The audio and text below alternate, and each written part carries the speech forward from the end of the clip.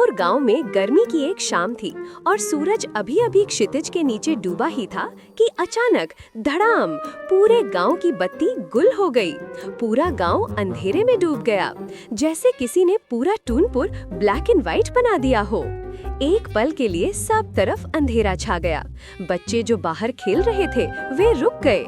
घरों के अंदर बड़े बड़े लोग खाना बना रहे थे या टीवी देख रहे थे, वे भी चौंक गए। बिजली चली गई, किसी ने चिल्लाया और फिर पूरे गांव में यही बात फैल गई। गांव के लोग यही सोचते रहे, अगर रात को लाइट नहीं आई तो करेंगे क्या। अब बिजली ना होने का मतलब था रात भर अंधेरा। गांव के बिजली घर में पता करने पर हर बार यही सूचना मिल रही थी कि लाइन में कोई बड़ा फॉल्ट आ गया है और हो सकता है अगले दिन भी बिजली चालू ना हो पाए। इस खबर ने किसी को खुश किया तो किसी को मायूस। राजू, एक शरारती लड़का, तो पहले से ही एक्साइटेड था। वाह, न पढ़ाई न होमवर्क, आज छत पर मच्छरदानी लगाकर खुले आसमान के नीचे सोएंगे और तारों की गिनती करेंगे। तारों से भरे आसमान के नीचे सोना कितना मजेदार होगा।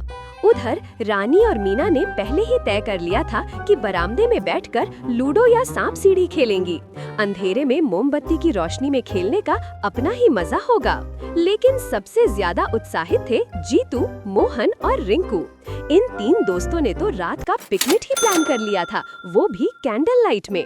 सबने मिलकर घर से नमकीन, पापड़ और बिस्किट जुटाए और जंगल के तालाब के किनारे जाने की तैयारी करने लगे। जीतू मोहन से बड़े ही एक्साइटमेंट में मोमबत्तियां जलाकर बैठेंगे और कहानियां सुनाएंगे। आज रात असली एडवेंचर होगा। बड़े लोग भी अपनी अपनी तैयारी में लगे थे। किसी ने मच्छर भगाने वाली अगरबत्तियां जला ली थी तो किसी ने लालटेन साफ कर ली थी। राजू ने फटाफट किताबें बैग में डाल दी। माँ, अब पढ़ाई का कोई फायदा नहीं, अंधेरे में आंखें खराब हो जाएंगी। असल में छत पर लगी मच्छरदानी उसका इंतजार कर रही थी। रानी और मीना ने बरामदे में मोमबत्ती रखकर लूडो खेलने बैठ गई। हर बार जब हवा चलती मोमबत्ती बुझ जाती और दोनों चिल्लाती, अरे कोई भूत तो नहीं जो बार बार फूंक मार रहा। तालाब किनारे पिकनिक पार्टी चालू थी। रिंकू गाना गा रहा था, मोहन बीट बॉक्स कर रहा था और जीतू टॉर्च से सबके चेहरे पर डरावनी छाया बना रहा था। भू! सब हंसते हंसते लोटपोट। इतने में पीछे से आवाज आई, भू! सब डरकर उछले, ये क्या, असली भूत? पता चला वो तो गुड़िया काकी थी जो गाय को ढूंढने जंगल की ओर आ गई थी। गांव में माहौल मेला जैसा था। कहीं बच्चे गाना गा रहे थे, कहीं बड़ों ने मोमबत्ती की रोशनी में चौपाल सजा ली थी। बूढ़े किस्से सुना रहे थे, हमारे जमाने में तो हफ्तों लाइट नहीं आती थी। सबकी अपनी अपनी तैयारी चल ही रही थी। कोई छत पर सोने की तैयारी कर रहा था, कोई लूडो बिछा रहा था और कोई पिकनिक मना रहा था। तभी अचानक चकाचौंध पूरे गांव में बिजली जगमगा उठी। लोग खुश होकर चिल्लाने लगे, वाह, टूनपुर में उजाला वापस। पर कुछ चेहरे मुरझा गए।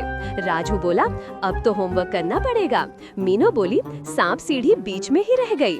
रिंकू ने कहा, कैंडल लाइट पिकनिक का मूड ही खराब हो गया। सब हंसने लगे। जिन लोगों को अंधेरे से डर लग रहा था या जिन्हें गर्मी लग रही थी, उनके चेहरे खिल उठे। वाह, बिजली आ गई, उन्होंने राहत की सांस ली। लाइट गई थी तो सब खुश, अब आई तो सब उदास। राजू ने आसमान की तरफ देखा और बोला, काश बिजली थोड़ी देर और न आती तो हम रात भर तारों के नीचे मस्ती करते। लेकिन जिन लोगों ने रात भर मस्ती करने का प्लान बनाया था, उनके चेहरे उतर गए। राजू का तो बुरा हाल था, अब उसे होमवर्क भी करना था और अगले दिन के यूनिट टेस्ट की तैयारी भी करनी थी। तारों के नीचे सोने का उसका सपना टूट गया था। जीतू, मोहन और रिंकू एक दूसरे को देख रहे थे। उनका कैंडल लाइट पिकनिक का प्लान अब फीका पड़ गया था। अब क्या? मोहन ने मायूसी से पूछा। रानी और मीना भी अपनी सांप सीढ़ी और लूडो को देख रही थी। बिजली आ जाने से उनका अंधेरे वाला मजा थोड़ा कम हो गया था। गांव में उस रात बिजली तो आ गई थी, लेकिन कुछ लोगों के लिए ये खुशी की बात थी तो कुछ के लिए थोड़ी निराशा भरी। लेकिन एक बात पक्की थी, ये रात सबने अलग अलग तरीकों से याद रखी और ऐसे ही टूनपुर की वो अंधेरी रात बच्चों के लिए बन गई एक चमकदार यादों की रात। अगर आपको हमारी कहानियाँ पसंद आती हैं तो प्लीज लाइक, सब्सक्राइब और दोस्तों को शेयर करना न भूलें।